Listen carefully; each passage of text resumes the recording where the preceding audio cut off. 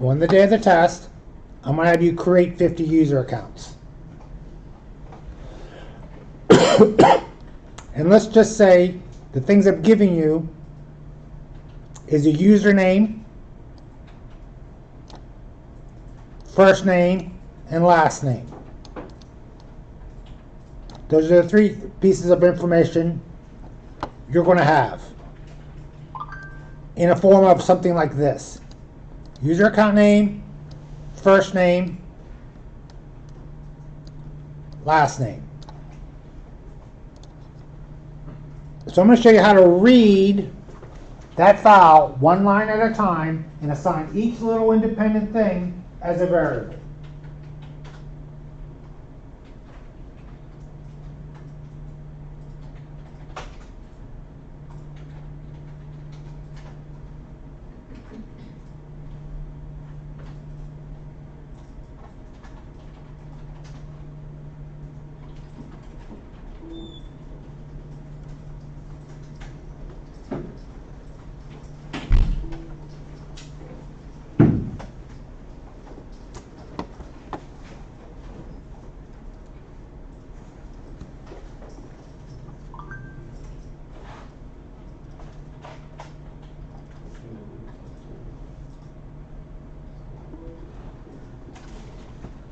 So what this is going to do is,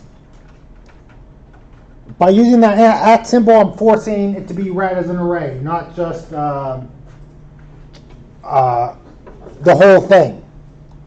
So it's going to read each line and assign that to an array. Then for each item in the array, let's say if I do this, I'm just going to comment these lines out for a moment.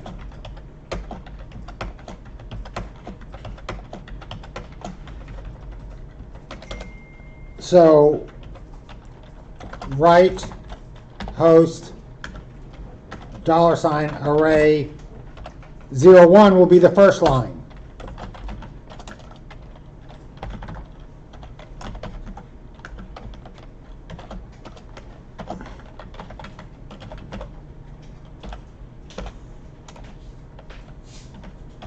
That will be the second line.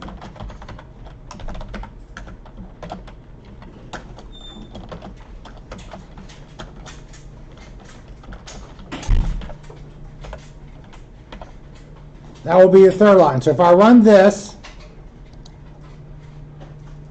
it's going to show me the 3 lines of my file. First line, second line, third line. So I'm going to uncomment that out. So now we need to break each line up into arrays.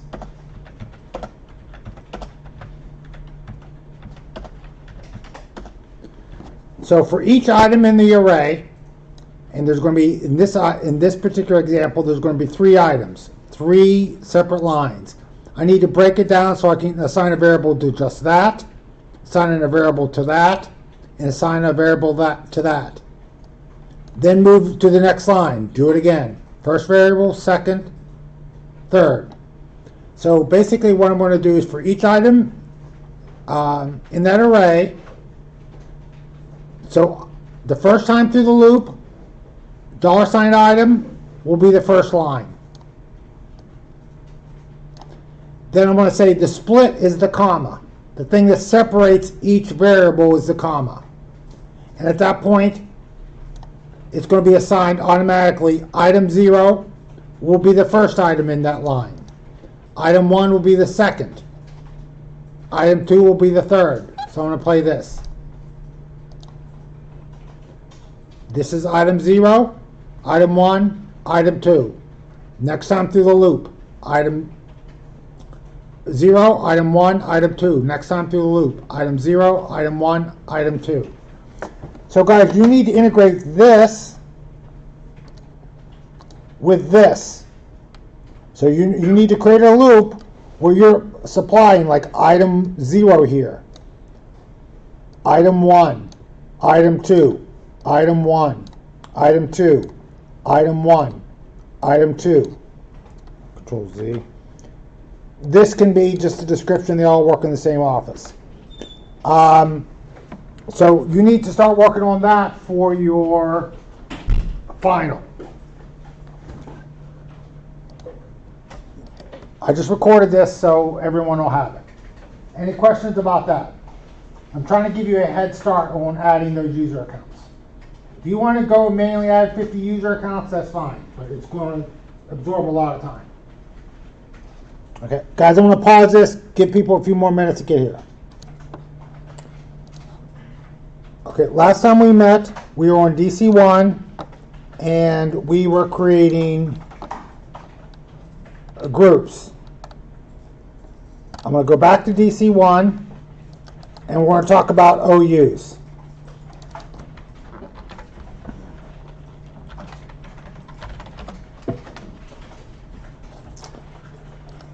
I'm going to go to Tools, Active Directory Users and Computers.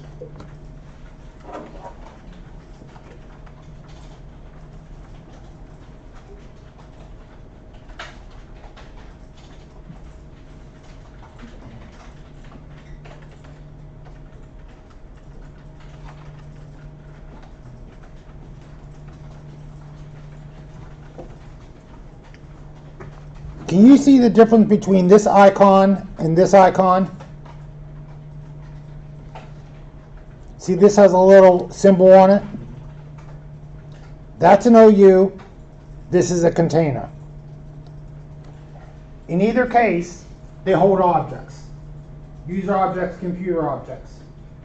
If you really want to get down to it, Contoso is nothing more than a container too. It just holds objects too.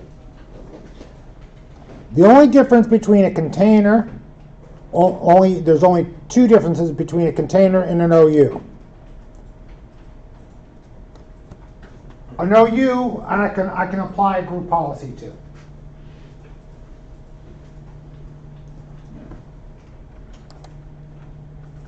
The other thing is, I can create new OUs, but I can't create new containers.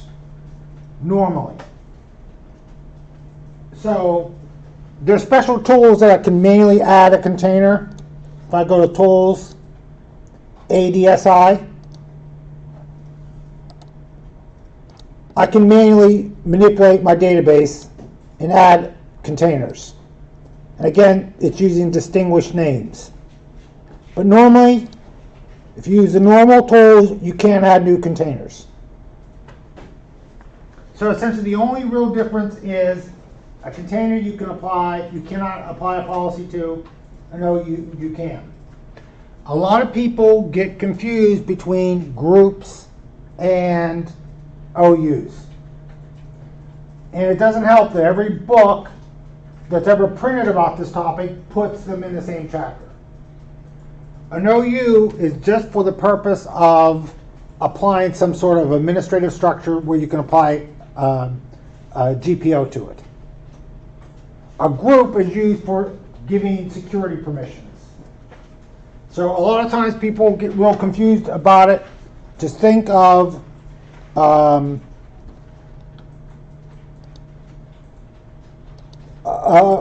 it's kind of difficult to explain this. I'm going to go to, let me first describe the OUs. So I'm going to create a scenario where I create a domain called brower.edu. In that, I have an OU called math. Under that, I have another one called English. These are OUs. Then under that, I have staff. No, I'm missing a part.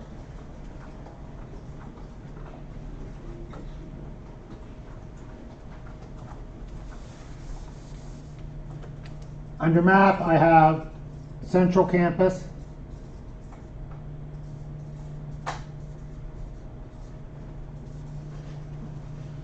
staff, faculty. Then I have another OU called English. Then under that, I'm skipping another part. North Campus.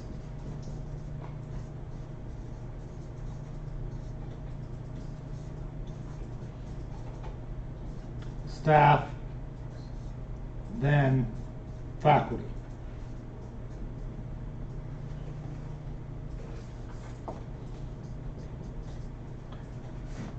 Then I have another department called English.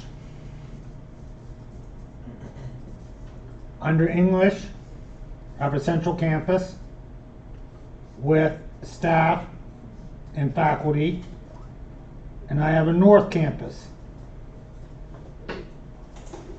with staff and faculty.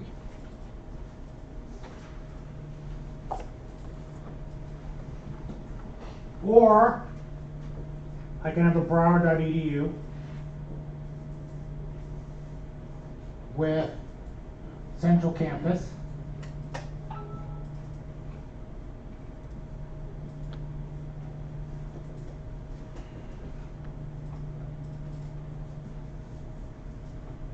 math, staff, faculty.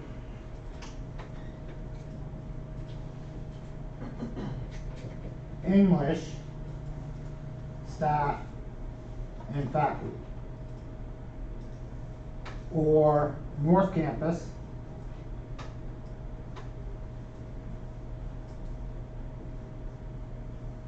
math with staff and faculty.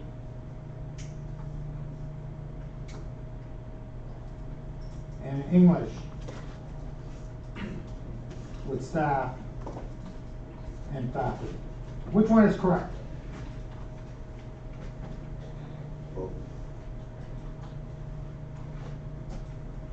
Which one should you use?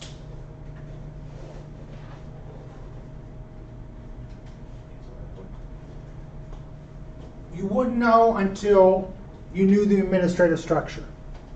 Do I have one math department dean that covers the faculty on both campuses? Or do I have a math department dean for Central Campus and another dean for the math department on North Campus?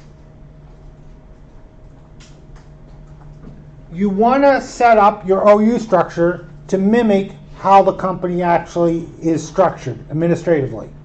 It's very hard to change it after the fact, because once once you create your domain, it's next to impossible to uncreate it and back out some change that you made. A perfect example would be the domain that they initially created for Broward College internally. I was training the staff when they went from a Novell to a Windows domain, and they created this domain. And then came down to Central Campus and to sit for class. And he goes, "Oh, we created a new domain," and he showed it to me. I said, "You can't use that." He says, "Why?" I said, "That's Boston College. They hijacked someone else's domain." But by the time he left downtown campus and drove here, no one would give him permissions. There weren't any users or anything, but we had consultants involved and everyone was designing it. He couldn't change it. This is still the domain name now. So if you try to get to Boston College, you can't from our domain, because it takes you to our site. So we kind of hijacked someone's domain. So even if it was just one DC with no computers joined, they couldn't get administrative approval to redo it. So to make a change after the fact is next to impossible. So this is how we are. We have a central campus. We have a dean here, or provost. That provost has deans. And that administrative structure has no bearing on this administrative structure. So this is how we work. But if we had one dean for all math departments, regardless of the campus, then this would be the structure we go with. So it all depends on that organization that you work with. How do they, is there a boss, here. So if I want to install software for all the staff people on Central Campus, I'll have to apply it here. No, if I want to apply the software for, I only have one department here. But let's just say for Central Campus, all the staff, I would say here, I would have to apply it here and here. Say all the people in this campus, if you're staff, you need this particular piece of software. I won't have to apply the policy to twice. Where if it was here, I can just apply it here and just make sure only staff reads it at that point. So it makes it a lot easier to deploy the policies. So guys, let's just create a sample OU structure. And we're going to do the one on the board, that side over there. So go to contoso.com, create an OU,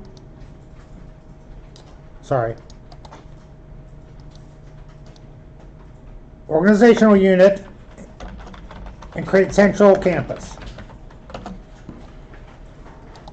Then another one at the same level for North Campus. And under Central Campus, I have a math and an English department.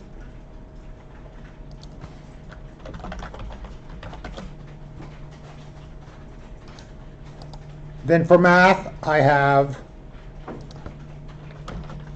staff,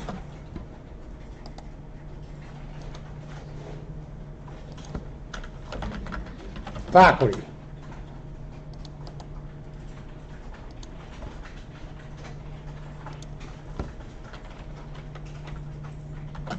staff,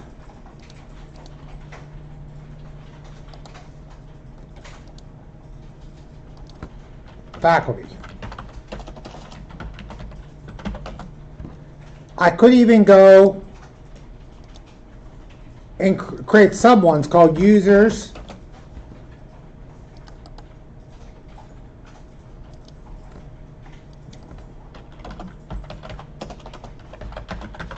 computers.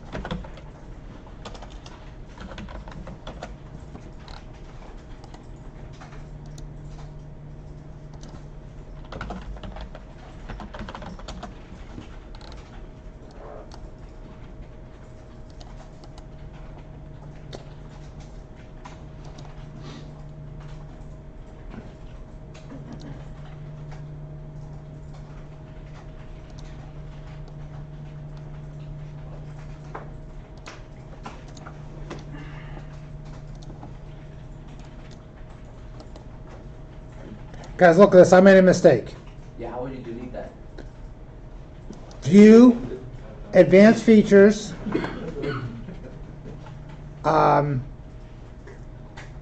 North Campus, math, right click it, go to properties, under objects, unselect that box. Then move, What if you rename it? I think rename should be fine.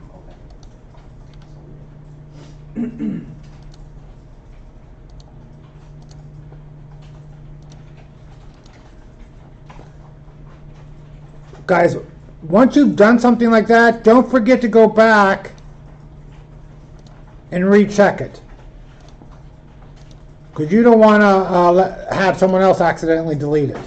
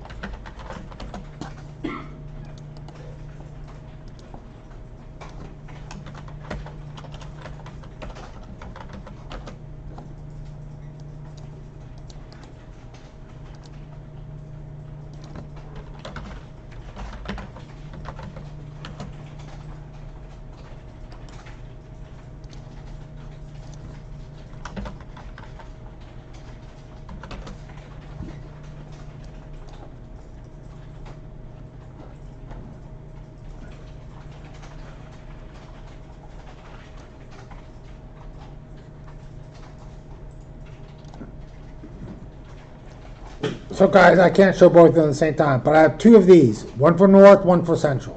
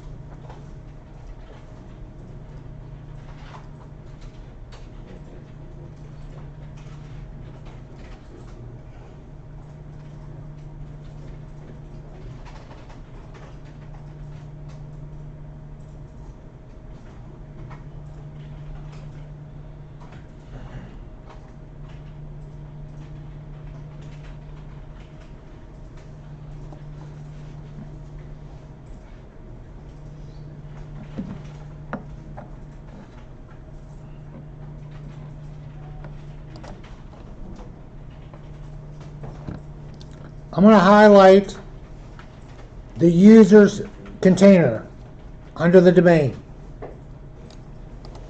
I'm going to create a new group.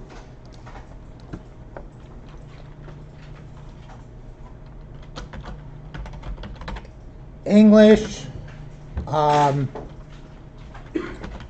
faculty.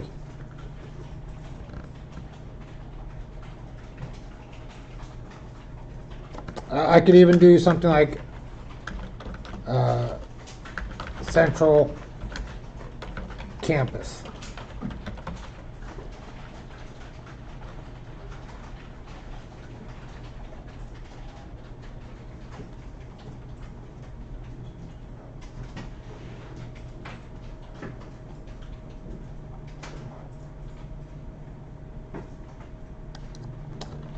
Okay, I'm also going to create another group called Hiring Committee.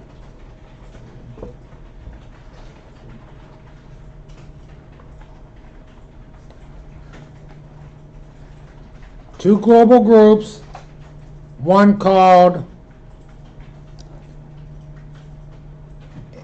English Faculty, Central Campus, and another one called Hiring Committee.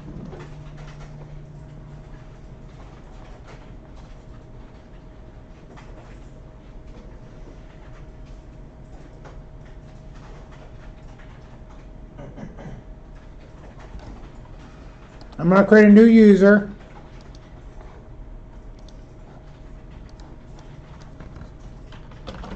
Bugs Bunny.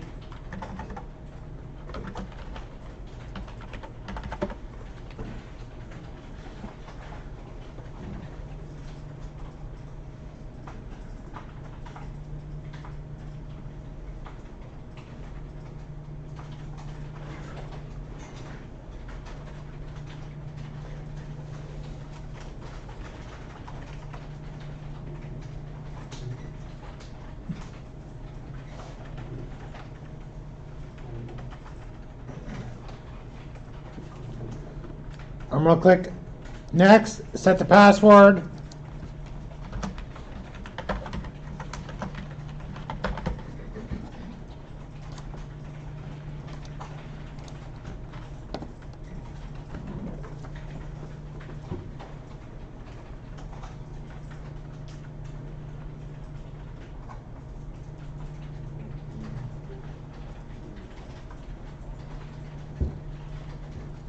And I'm going to add Bugs Bunny to those two groups. English faculty and I don't have to type the whole thing, just the part that's unique. So the Bugs Bunny user account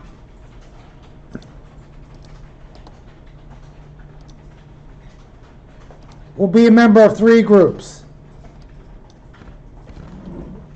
Do you want me to come back there, Craig? No, I'm good. Okay.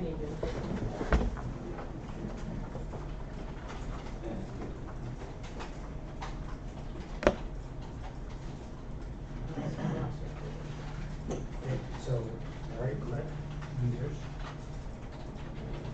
new group.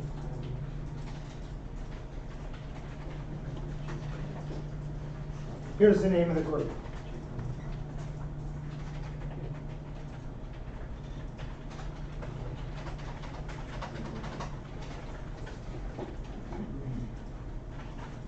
Then create another group called Hiring Committee. Hiring committee? Yep.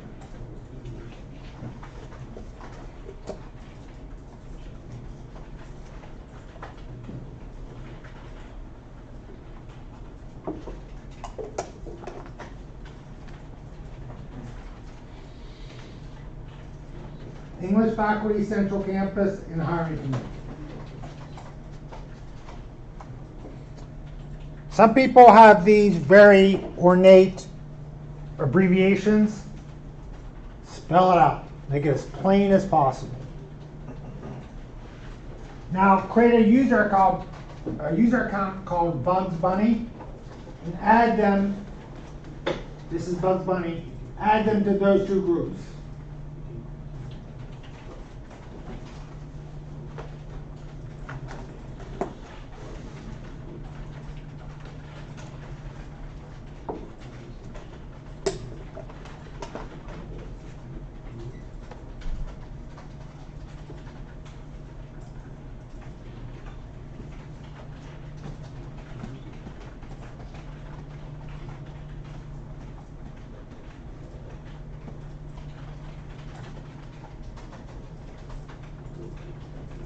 You need us to create another user and add them to it? I just created one user called Bugs Bunny and made sure that he was a member of both of those groups. Okay. Yeah, you would just repeat. I was looking down, so I thought you were asking to add one that one. What group do you want Bugs Bunny in? English faculty and hiring committee.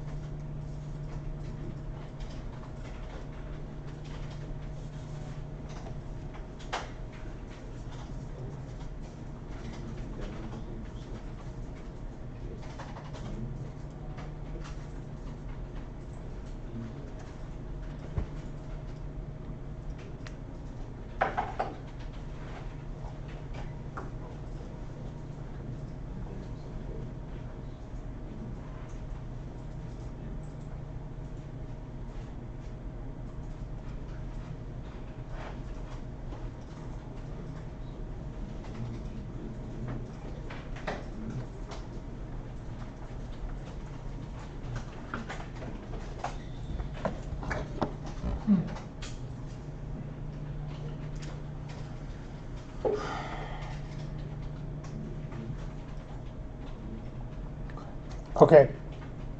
The Bugs Bunny user account is currently in the users container, as are both of those groups. I'm going to, when policies are applied, local policies are applied first, then site policies are applied second. I'll show you about site policies in a little bit. If a site policy has the same setting as the local policy, the site policy will overwrite.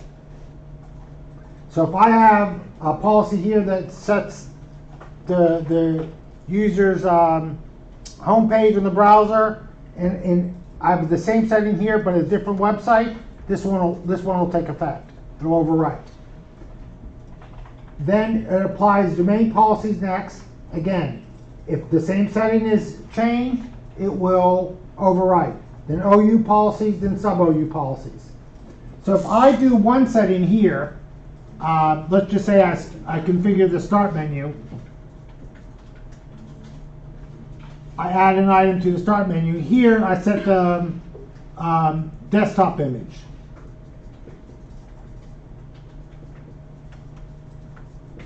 When I get down here, it's going to combine these both into one policy. So when a policy is applied, it's going to combine all the policies together and apply it as one policy. And if there's any settings that are the same, it's going to the later one will overwrite the earlier one. But guys, keep in mind that when you look at a group policy, there is a computer and a user section to each policy. So it's going to do both of those. Some settings are both in users and computers at the same time. So guys, when is a computer policy applied versus a user policy. It applies to a local machine A computer policy is going to apply at what point in time? when the computer boots up. When it boots up. When will the computer policy apply? When your user logs in. So it's going to do the local policy first, and there's only one policy. Let me show you the local policy. I'm going to go to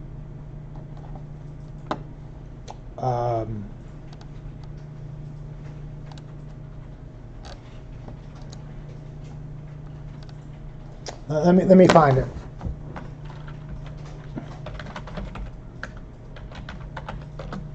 In the control panel, they got rid of control panel.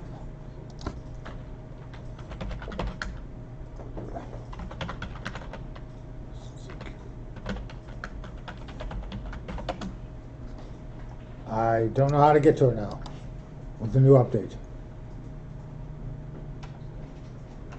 Does anyone know how to get to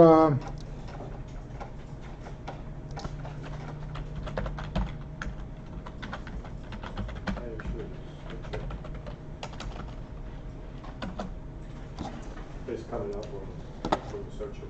where? When you search. Right. Okay, so here's the local security policy. When they refer to local, that's the policy. So if I have a policy applied to the site, in each policy I have a computer the configuration. So it's going to take the local, then go to the next policy one down, apply the computer first, then the user. Next one on down, computer first, then the user. Computer first, then the user. And it adds all those policies up and applies those policies. That one policy that it combines. Okay, so let's go into group policy management.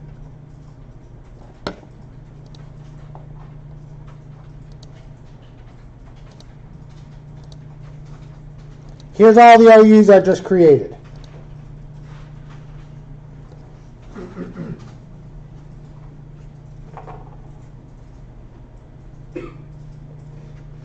So we're going to go to group policy objects,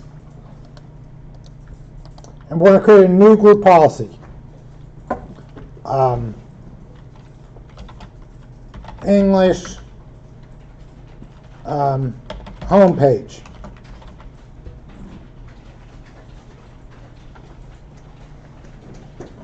Guys, let me find an appropriate page. We'll just use Yahoo. So I'm going to click OK.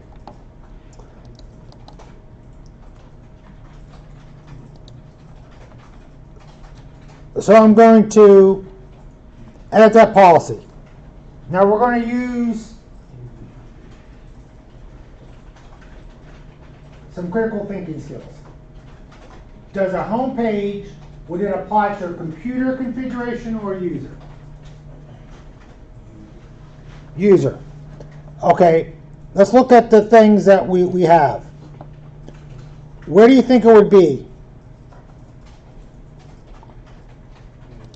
Let's go further down.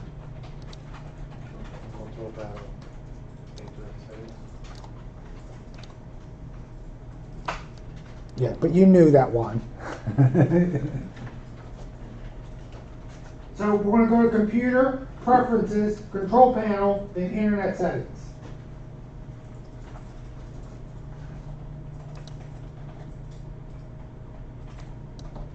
We're going to right click, new, let's just go Internet Explorer 10.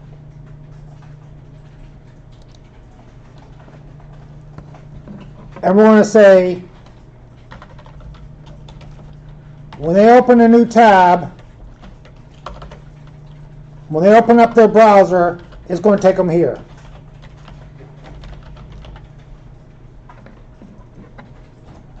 And we always want it to start up on the home page.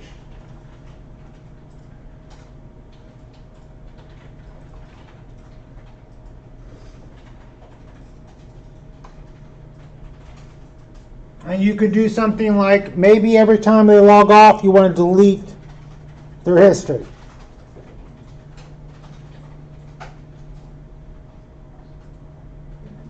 Oh, it's HTTPS internally.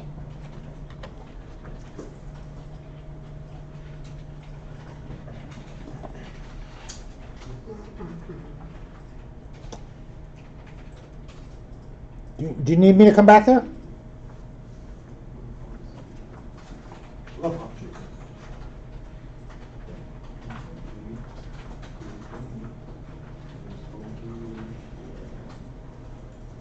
And I just, I call it English homepage.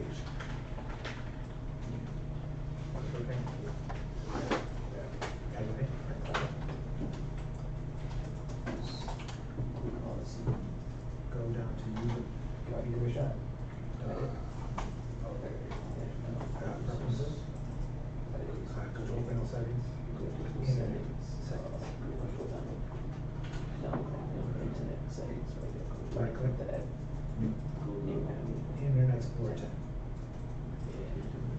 What do you do to say? I'm just assuming that people are using the latest Explorer. And we'll put it on my screen. The only thing I changed was this, and this.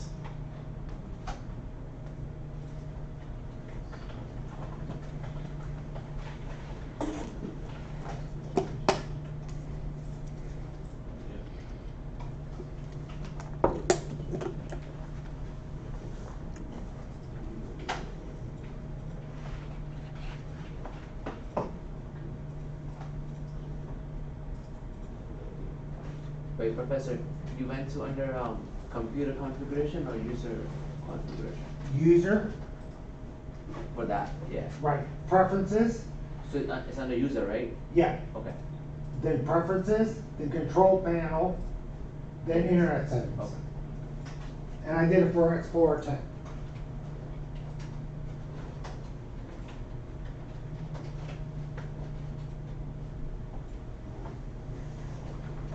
Okay, so I'm gonna click OK.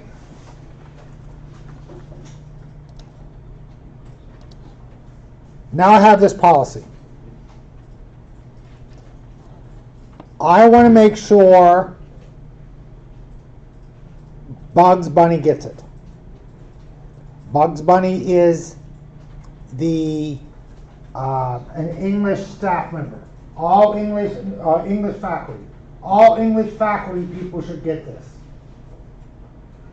So, do I do this? Do I link it to my domain and make sure only they read it? They read and apply it? Let me show you an example. So I'm going to highlight my domain, link that policy, click the policy I want. Then I could go back here and say not authenticated. So it's, once it's linked, I'm going to highlight it down here. I'm going to remove authenticated users and add English. Just click OK, it'll find it.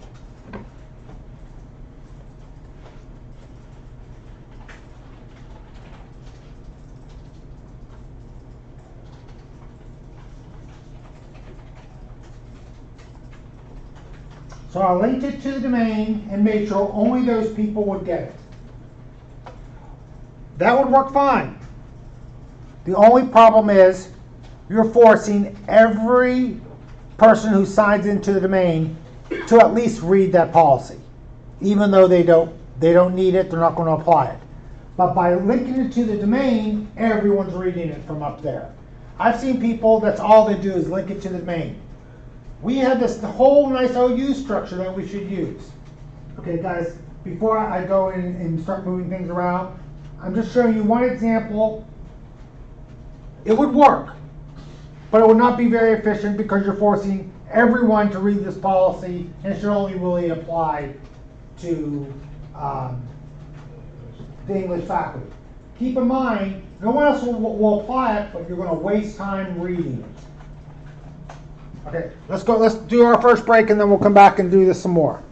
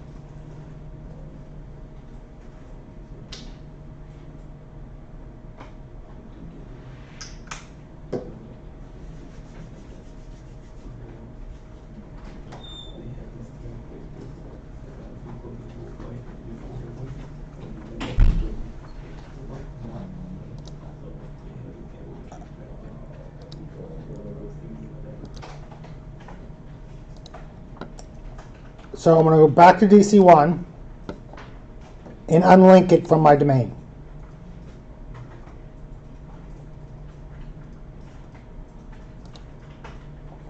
When you delete the link, it doesn't delete the policy, it just deletes the link.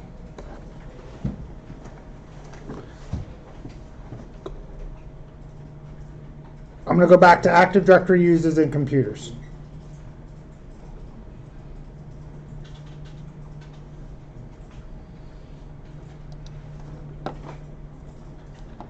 I'm going to find Bugs Bunny and move his account.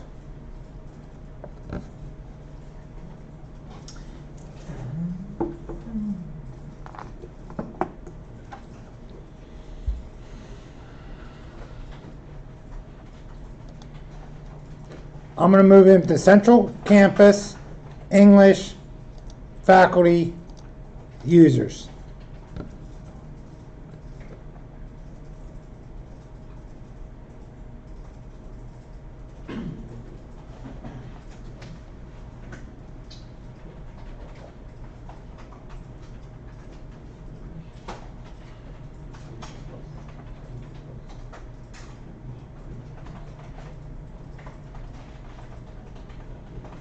Okay, I'm going to click OK.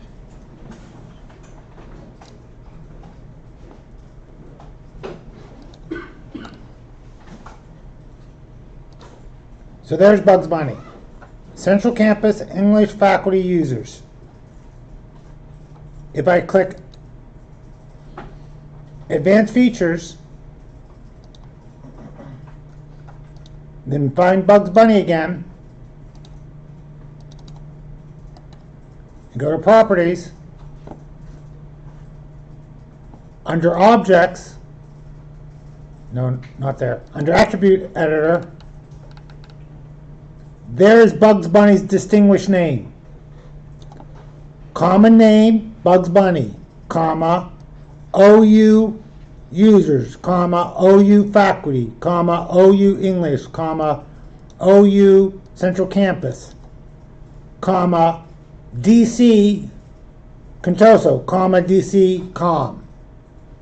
So that distinguished name, and you use it on a lot of different things, is the LDAP path. LDAP stands for Lightweight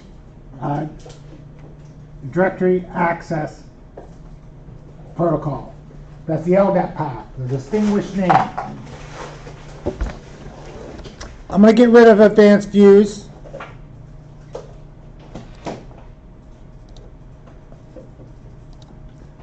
Okay, so now we have Bugs Bunny here. So I'm going to go back to my group policy management.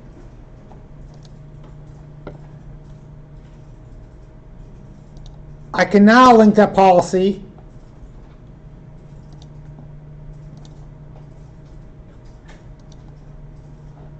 to that OU. Who should read and apply this? I could leave it as faculty, but I can also just do authenticated users. Because any user in that container should apply this policy. And the nice thing about this method is I don't have to deal with security. As long as they signed in and they're in that OU, they'll get this policy. And no one else reads this policy. No one else will take the time to read a policy they're never going to apply. So why put it up here at the domain level? It should be down here at the OU level. Very close to the object. In fact, Bugs Bunny would be down here.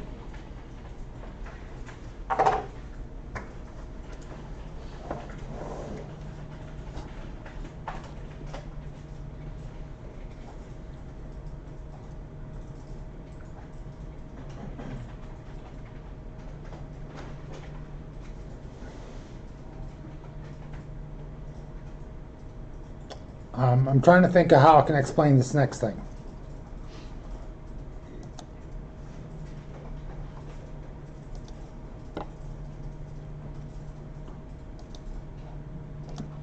Here, let's do this. Let's create a new group policy.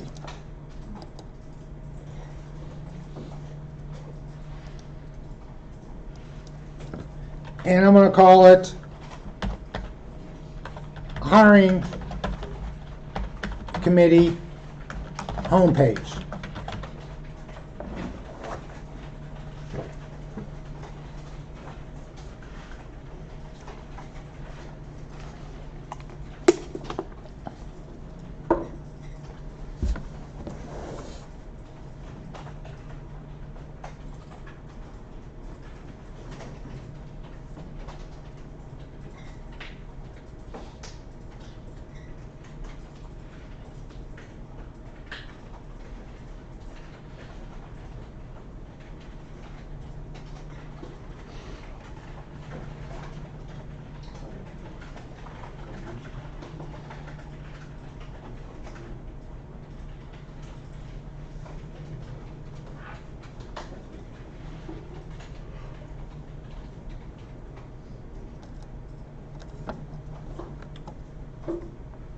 Let's edit that policy.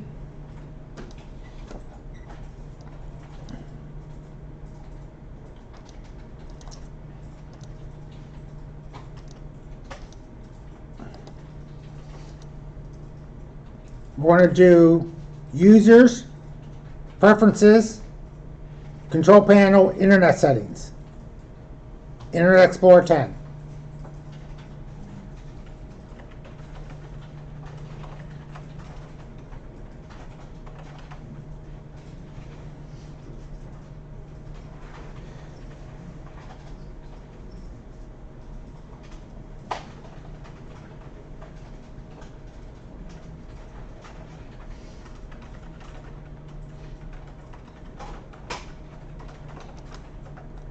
I want to type https cnn.com. Always start with the home page, delete the browser, history on exit.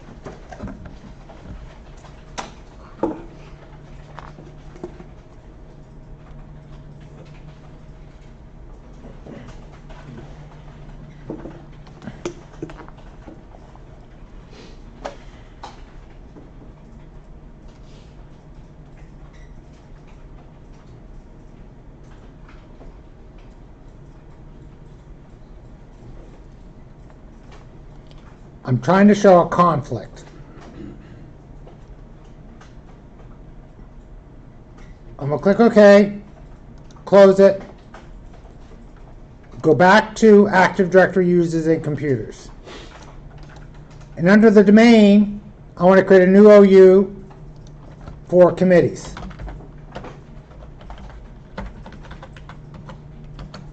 Right under the domain, a new organization called committees.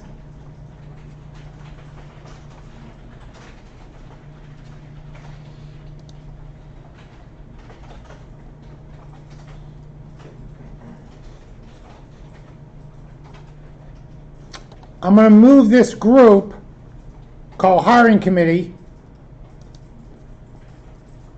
to that OU. I'm going to move Hiring Committee to that OU.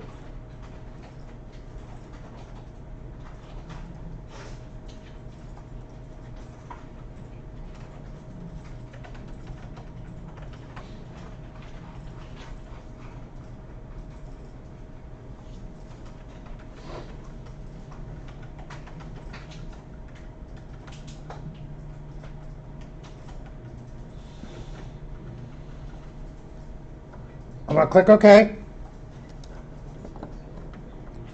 Then go back to Group Policy Management.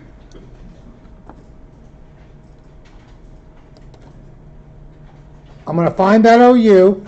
Guys, I need to hit refresh. Highlight your domain, hit refresh. There's my new OU. I'm going to link that Hiring Committee homepage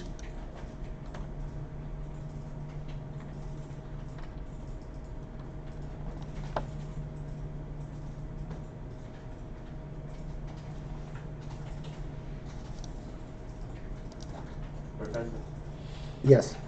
I don't see committees. highlight your domain, then hit refresh. It's not showing the hiring company. Okay.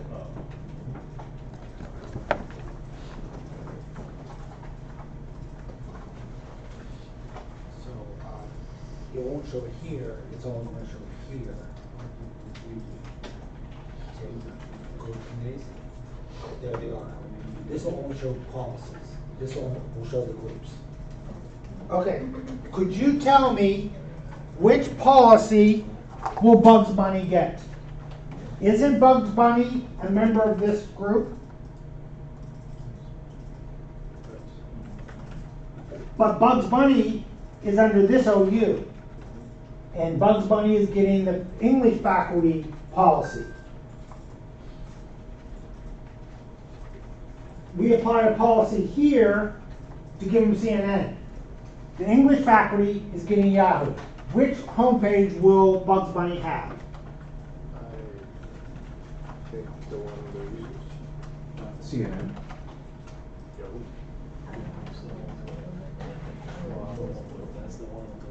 Yeah, the users. Look at that for you, and then the one about us, and then the one. One of the classes, it doesn't.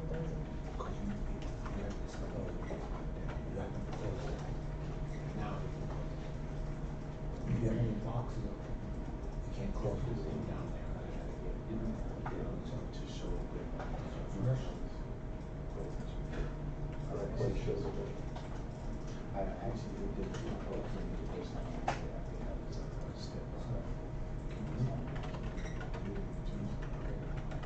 I think your map was not.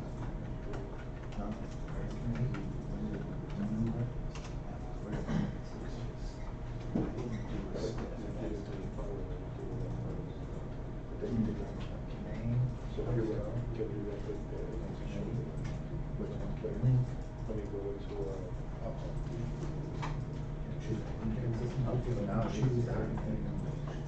because you had a file with an issue, you didn't open up the echo. Okay. Here's Bugs Bunny would have Yahoo. The reason being, you cannot put a group inside of an OU and apply a policy to the OU, and everyone in that group will get it. It would be too hard to figure out what policies are being applied to who, because a user can be in 10 different OUs. I mean, a group, I can have a user in 10 different groups. And those 10 different groups can be in 10 different OUs. So it would be next to impossible to figure out what policies users are going to get. So policies never apply to groups. If you put a policy on an OU, and then you put a group in that OU, it doesn't make any difference. It has no bearing. In fact, people who've been doing this for years don't understand that. I would never take a group out of the default user account, out of the default user container, just to stop confusion. You might even want to create something like a group container that you put all your groups in there. There's never, Juan, you've worked in the industry. Can you think of any reason why a group ever needs to be moved out of this container? And user group? Yeah. I mean, we do move them around. For what put them on purpose? its own user groups, just to organize it, but that's basically not. I understand, but when you do that, people see this and think, oh, I'll apply a policy here, and everyone in that group will get Yeah, it. we don't apply. And I think it just adds to confusion. So for the purpose of applying policies, I would keep groups always in the user container, no matter, you always know where the groups are then. There's no benefit. He's saying he did it, they're moving them around for organizational purposes, but if you keep everything in the user container, all groups in the user container, you always know where it's at. Yeah, we also delegate some parts of Active Directory to other groups, so it was easier for us to just put those groups there and delegate that. But then delegations don't follow groups. Well, you know, oh, you're saying to add group membership and stuff like that? Yeah, so we have our structure based on divisions. So we have Division A, Division B, Division C.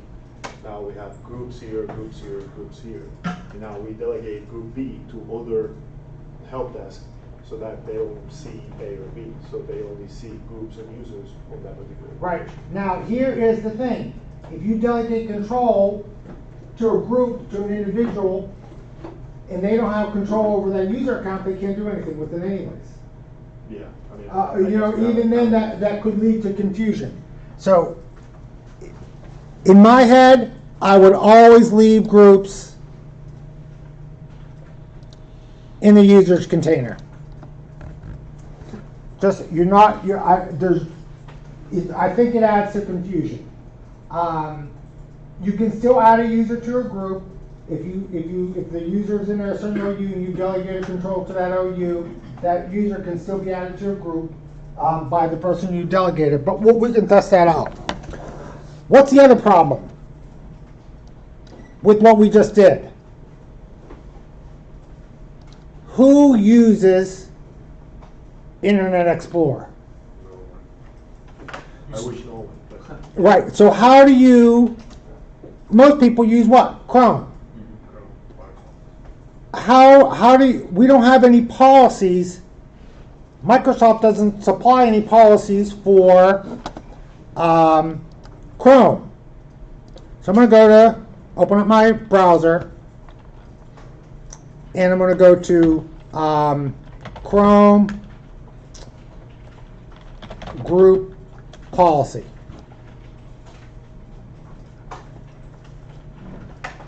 But Chrome supplies policies for you that you can download.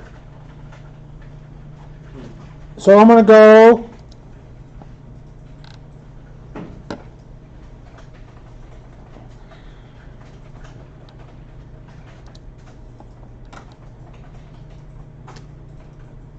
I did a search of Chrome group policies. I'm going to download this.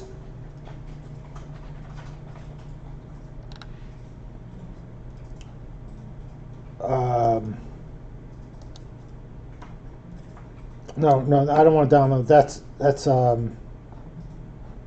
deployment.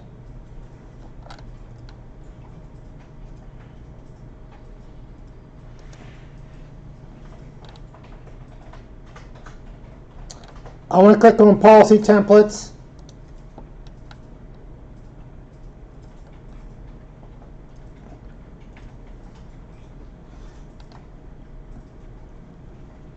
And download, guys, I don't do this often, sorry. This zip file of Chrome templates and documentation. Oh, I don't know how I accidentally downloaded it, but okay, and then I'm going to unzip it.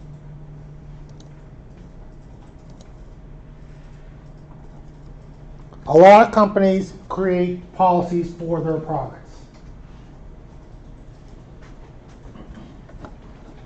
Citrix, that's that one.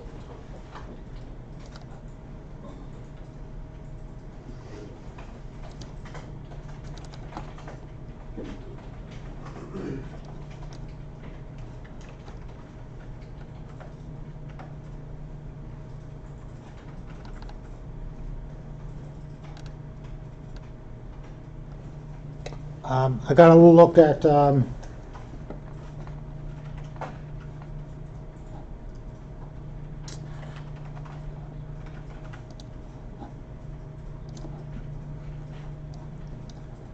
going to open up the group policy management.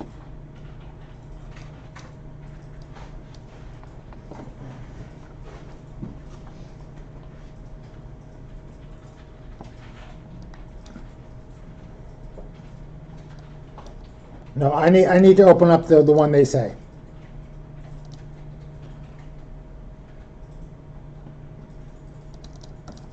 They want me to run this. GP edit MSC.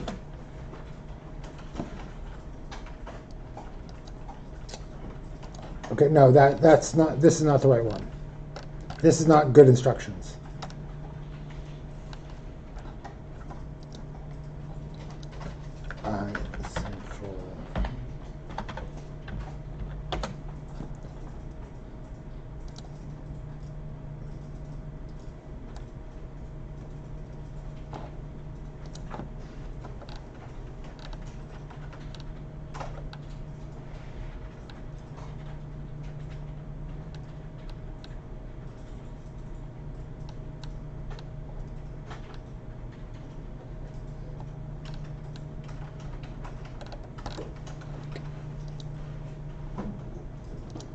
That's for the next step.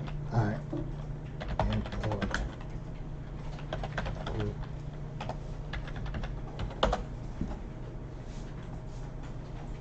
No, I guess they were right. Run this utility. Computer configuration. Highlight that.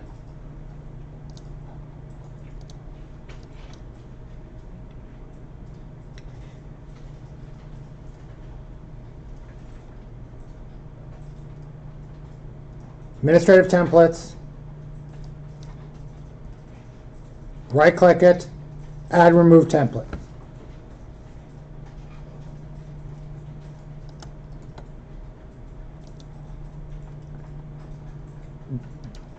Browse to where you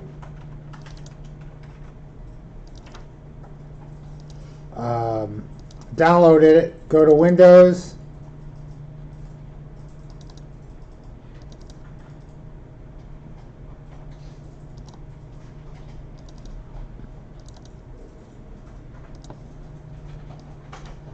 And find the policy. It is, once you've downloaded it, and unzip it, go to that folder, go to Windows, ADM, US, and you'll see the policy right there.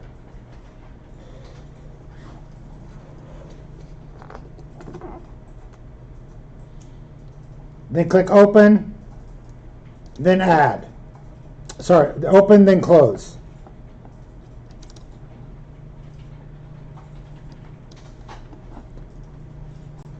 Once you've imported the policy, you'll see them right there. Okay. So let me do it again. We're going to open this up. Sorry, and I'm not explaining it well either. You're going to highlight administrative templates. Right click, add or remove a template. What's the, Was it in the PowerShell? yeah. GP edit, group policy edit.msc.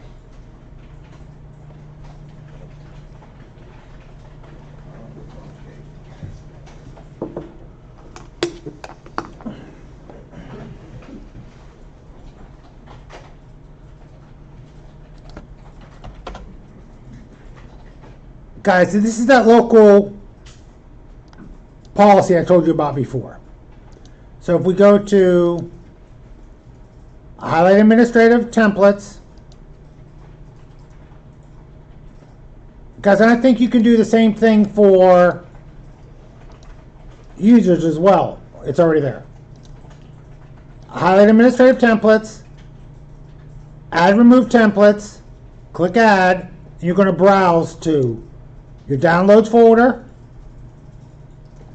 policy templates folder, Windows, ADM, these are older style policies, then English. And choose the Chrome ADM.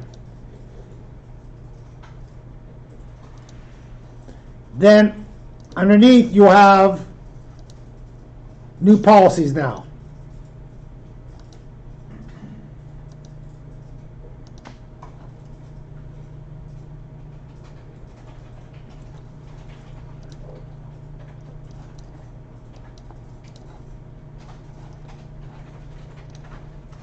Once that's done, go back to group policy management.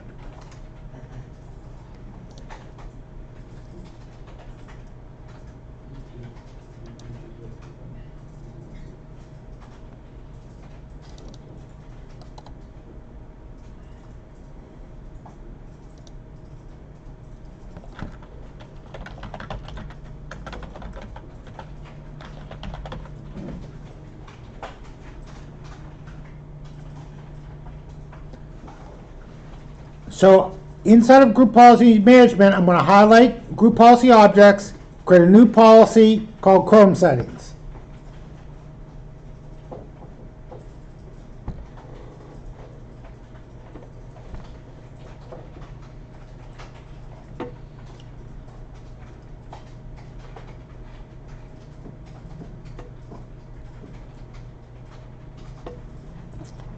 Click OK. When I edit that policy and go to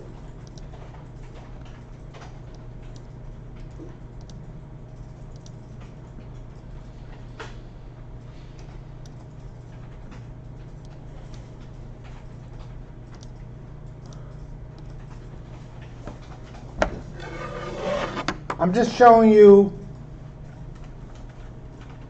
the problem with what we just did. So I imported them on DC1, but I have 4 DCs in that domain, 1, 2, 3, and 4. So these policies are stored locally. So if someone connects to this machine, they would have that policy. I would have to do the same thing on all 4 DCs for everyone to have it, and then I need to make sure I maintain that same policy in every DC, which kind of defeats the purpose of having a centralized domain.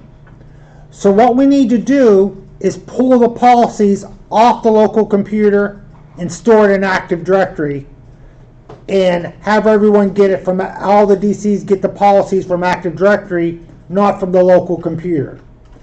I don't want to say that. Get the policy settings. The policy definitions are stored locally. I want to store the policy settings inside of Active Directory, not locally. So we have this thing called Central Store. So what we're going to do is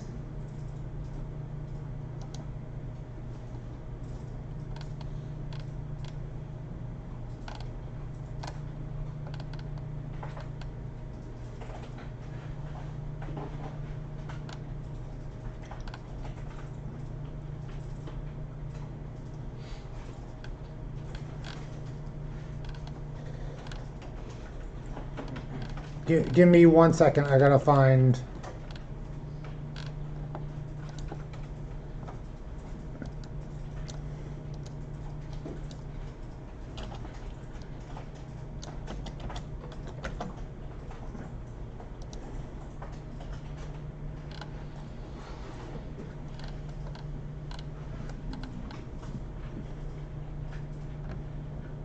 I gotta find the real location of it. Okay, right here. So we want to go to this location, right here, copy all the policy definitions, and move them here. So I'm going to first go to this PC, Windows,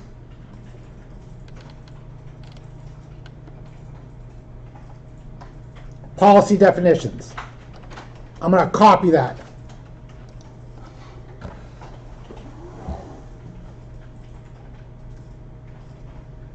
Can you do that again? So I'm going to open up the File Explorer. I'm going to go to this PC, the C drive, Windows, and highlight, then copy policy definitions. That's where they're stored at locally. When I imported that Chrome policy, that's where I put it. So once I have it from there, I'm going to go to my address bar at the top and type Contoso sysvol, and drop down, Contoso again, policies, paste it there.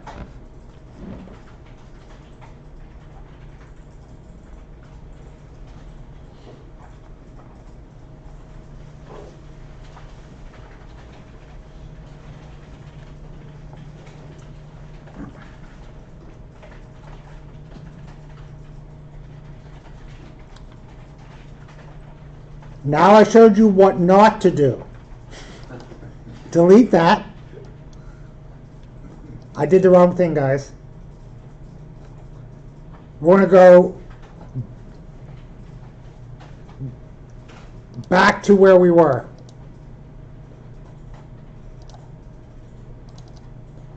Windows settings, policy definitions. Guys, copy all these. Copy everything in it, not the folder itself. Copy it.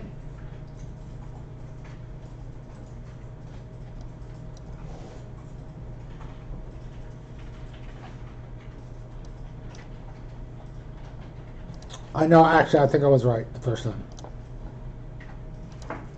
It doesn't really matter.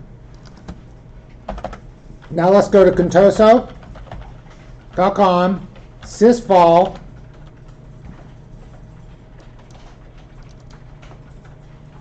policies. We need to create a folder called policy definitions. Control Z, I didn't mean to do that. We're going to create a new folder called policy definitions.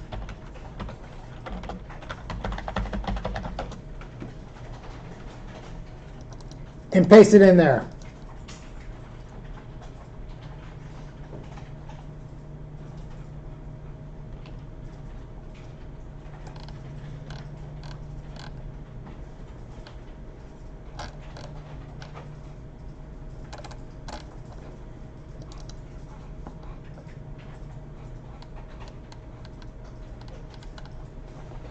Once you've done that, reopen Group Policy Objects. Group Policy Manager.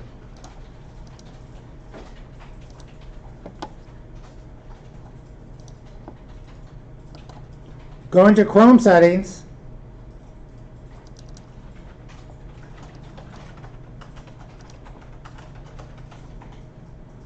Now where is it retrieving the policy from? Central Store.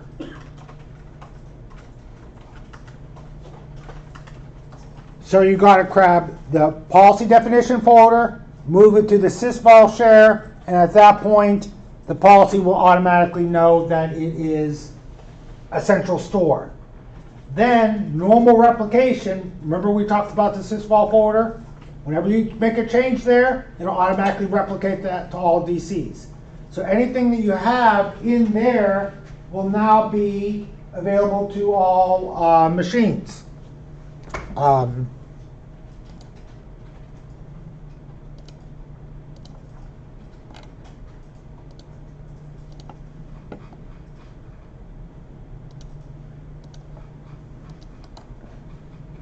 Guys, it wasn't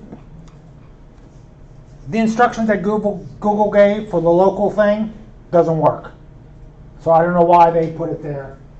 Guys, we should do it from here, not from where Google said. Let's import the template from here. I don't know why I thought the instructions were wrong, but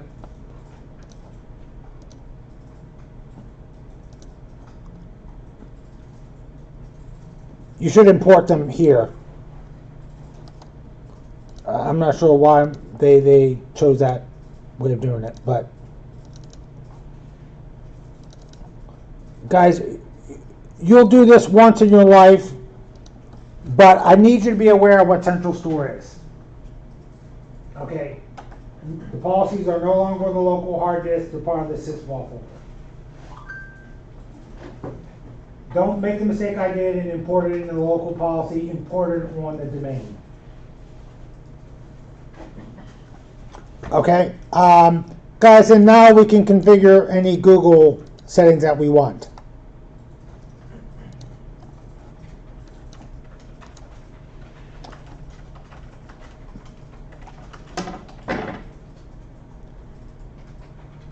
At this point, before I move on to the next topic, do we want to, just for practice, blow everything away and have me do it in one video? So you can start practicing now? Okay, so I'm going to stop the video, run the script again, so the next time we come in, have me record the whole video of everything we've done up until this point. Okay? Is this part of the test, Google Chrome policy? I'm not going to have you create a central store, but you need to be aware of it for the test. I'm not going to have you make a central store. It's not something. How long have you been doing this? 17 years. Yeah, and you might not see it. Have you ever seen that before? I've seen it, not with Google Chrome, but with Citrix. But we did it once. Yeah. So it's not something.